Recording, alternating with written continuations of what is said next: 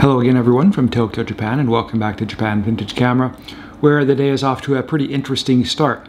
This morning I was walking across the street to go to the grocery store to buy some food and drinks for the day, and as I was crossing the street I noticed a big crowd of police officers crossing in the opposite direction, and they were all wearing these red police vests, which are used by the special police units here in Tokyo. And I saw them carrying empty boxes and tape and a couple of sledgehammers, and so I figured that they were probably going to be doing a raid on a business or something like that, like investigating somewhat as a business crime or business fraud. So I stopped across the street and watched where they were going, and as soon as they turned left and started walking up Gaien Higashidori, I knew exactly where they were going. And I looked further up the street and I saw a big crowd of reporters with cameras standing outside. And they were standing outside the old black and white building.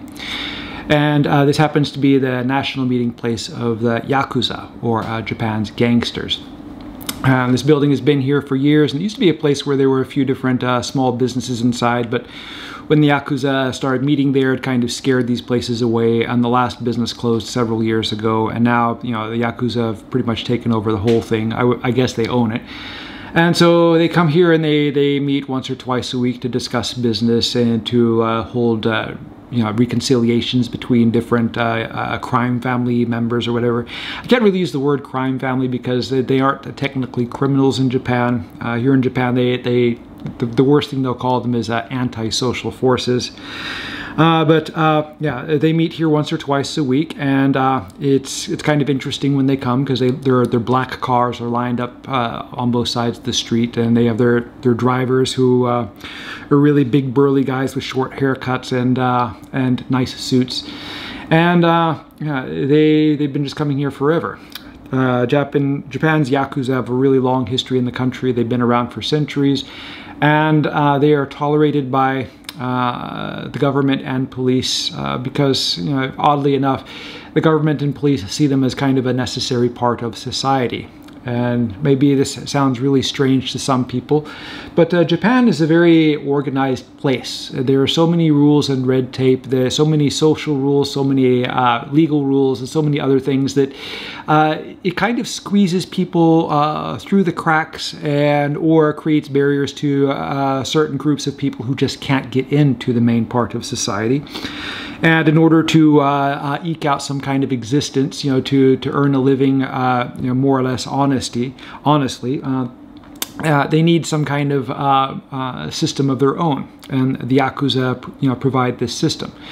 If you've been arrested in Japan and convicted of an offense, you're going to find it really hard to find employment for the rest of your life.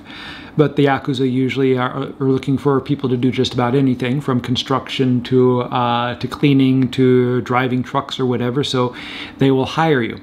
If you have a restaurant or something which needs money to expand or to open in the first place, but you have a financial history or other difficulties and a bank won't give you a loan, the Yakuza will probably help you out. So they are kind of this this shadow government and shadow banking system, which are tolerated because Japan understands the need for this kind of thing. They understand that there has to be some kind of system for people out who can't fit within the ordinary boundaries of society, which in Japan are very rigid and strict.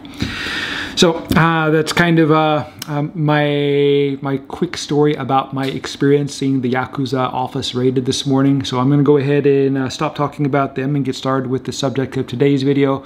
For those of you who are interested in hearing more about things like the Yakuza, just leave a comment below, and if enough people are interested, I'll go ahead and make a video about it. It's something that I've studied a bit during my time here in Japan. But the subject of today's video, or the real subject I should say, is something which is in response to questions I've received from time to time in the comments, and that is people asking me to recommend a camera. And it's really hard to recommend a camera for a couple of big reasons. The first reason is that when you are going to get into film photography, there are a large variety of film options available. Even today, when film isn't so popular, you can still find Minox film, 110 film, 16mm, 35mm, 120, 127, 4x5, 8x10. There's a lot of different kinds of films you can choose from. And in addition to that, there are a lot of different camera designs which you can use to take photographs using this film. What I'm going to do this week is I'm going to focus on the most common format, which is 35mm, and the two most common camera designs which you're going to find to shoot 35mm film. And it's going to be the SLR camera or the Rangefinder camera. In order to make this kind of maybe a more interesting comparison, I decided to use two Canon cameras. Both of them are fitted with a 35mm f2 lens, and both of them are really good representations of each of these designs. And what I'm going to talk about is the advantages of each design and the disadvantages of each design, and based upon these advantages or disadvantages, maybe you can make an informed choice when you decide to go out and buy a camera. And what I say about these two cameras, this Canon and this Canon, this information can be useful for other makes of cameras. So even though I'm just talking about Canon cameras here, the same advantages and disadvantages would apply to Nikon or Olympus or Minolta or whatever camera you happen to be looking at. So the first thing I'm going to do is I'll start describing the advantages of the SLR camera, which is the one which is the most common and one which the odds are you're probably going to pick up. The SLR camera stands for single lens reflex. As you can see, this camera has a single lens on it, and if I remove the lens, on the inside we can see a mirror. The mirror moves up and down when I take a photograph, and above the mirror, under this triangular thing here, is a pentaprism. And what happens is that when you take a photograph, the image comes through the lens, it's transmitted to the mirror where it's reflected through the pentaprism and into your eye. And when you're using an SLR or single lens reflex camera, you are seeing exactly what is in the field of view of the lens. So what the camera sees is what you are seeing. And this is a really good advantage when it comes to making a very precisely focused and composed photograph. SLR cameras became the big standard for professionals in the late 50s, and even today the SLR camera remains the main workhorse camera of professional photographers, even though mirrorless is finally starting to take over and supplant the SLR design. SLRs are kind of a simplified version of TLR, which was what was known as the twin lens reflex camera. And the TLRs, I've done videos on those before, feature two lenses, one which you use for focusing and composing, and a second lens which you use for actually taking the photograph. These are most commonly found on medium format cameras, though you do find them on 127 film cameras, and occasionally I've seen a few little 35mm cameras which are the TLR design. But those are few and far between, and most of you, as I said, are probably going to choose on something like an SLR camera like this one, or maybe a rangefinder camera. The advantage of the rangefinder camera is mainly well, a couple of advantages actually. The first advantage is that the lens on a rangefinder camera is going to be smaller than the lens on an SLR camera if it's in the same focal length.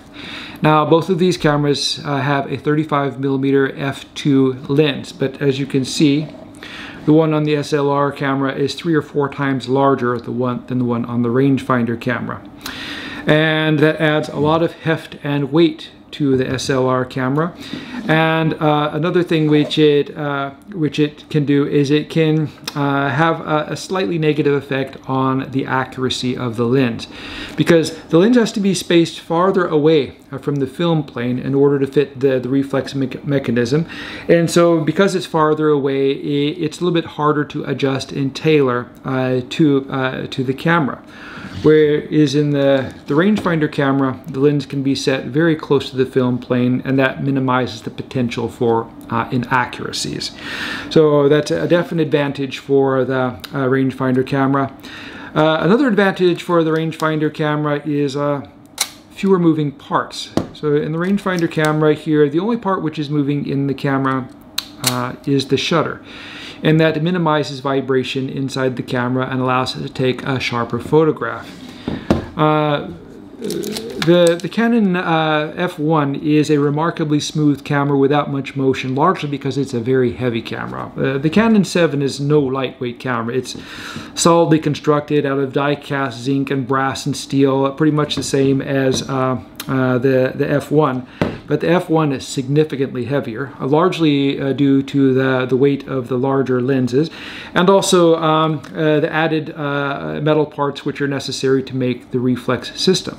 And the addition of the parts adds a little bit of additional motion to the camera, or a little extra inertia when you're firing, because not only is the shutter curtains traveling across, you also have the mirror moving up and down. And so we have a combination of different mechanical motions in the camera. And when shooting at lower shutter speeds, usually below 1/60th of a second, this can sometimes cause issues with a very precise focus. And you need to shoot with a tripod or hold the camera very steady to try to eliminate any blur that you get. Whereas it's much less of a problem in a rangefinder camera. Of course, when you're shooting at slow speeds, you should, of course, hold a rangefinder camera as still as you can. But as there's less motion, you're less likely to have blur. And certain cameras, SLR cameras, are more prone to this problem than other ones. Cameras like the F1, as I said, it's really heavy, and the additional weight of the camera tends to absorb the motion of the parts on the inside, whereas lighter SLR cameras are likely to, you're going to have a more noticeable effect. Where I like to use an SLR camera is mainly for a camera where I need a lot of lens options, or where I want to use a zoom lens. Zoom lenses are not practical on a rangefinder camera because the rangefinder cannot adjust to match the focal length of the lenses. On the cameras like this, I have some options. I can shoot a 35mm through 135mm lens with this camera, and it has frame lines for those focal lengths. But a zoom lens can shoot at any focal length between the limits which it's designed to shoot, and so it doesn't work well with this kind of system. But it works perfectly well on an SLR camera, which will always show you exactly what the lens is seeing. One of the advantages I mentioned earlier is that when you are looking through the lens or the viewfinder of an SLR camera, you see exactly what the lens is seeing. And in many types of photography, that's a strong advantage. But in some types of photography, it's not so much an advantage. When you look through the viewfinder of a rangefinder camera, you're going to see more than what the lens is seeing. You're going to be able to see a little bit what is outside of the lens's limits, and this can come in handy when you're taking photographs of things which are moving, which can take a little bit of time sometimes to accurately get on the lens of an SLR camera. And also maybe you'll see something in the area that you're taking a photograph which you might want to add into your image. You moved over a little bit, to catch something else or someone else, to take a better photograph, and you notice them more easily in a camera where you can see a lot more than you can with the camera where you can only see exactly what the lens is seeing. Another advantage to the rangefinder camera is more simplicity. So adding the mirror mechanism and other parts to the camera add more potential for problems. For example, I sometimes come across cameras which have sticking mirror assemblies. Cameras like, say, the Pentax LX are kind of notorious for this. The mirror stick or lag. The Nikon F has an issue sometimes where the mirror doesn't move up all the way when it takes a photograph, and it kind of makes a dark spot on the top of your photograph. And then there are issues with deterioration of the prisms or the mirror going bad or things like that. And these are all issues which we don't have in the rangefinder camera. Rangefinder cameras can of course have problems with the beam splitting mirror or dirt or haze or whatever in the top, but fewer parts means fewer things to go wrong. And so for a really rugged camera that you're going to carry in your backpack, and and might take a few knocks, a camera like the Canon 7 here, or a Canon P or other rangefinder camera is probably going to deal with it better than most SLR cameras, with the exception of these really heavy pro cameras, which you can pretty much beat the heck out of, and and they'll keep working. Other advantages which you can get with a rangefinder camera, especially for people who like street or candid photography, is the ability to use a lot of lenses from other makers. So I've heard a lot, all of my years as a photographer, of people talking about the Leica Glow, which is something you are only able to get in old Leica cameras. But the truth is you can get them in just with the old Leica lenses. You don't need the old Leica camera to do it. And unfortunately, as I know from long experience, old Leica cameras often aren't the most accurate platforms for mounting lenses. The shutters get old and deteriorated, they run slow or run fast, or they don't run at all, and in order to get the most advantage of your Leica lens, you have to make sure that your Leica camera is well tuned and up to snuff.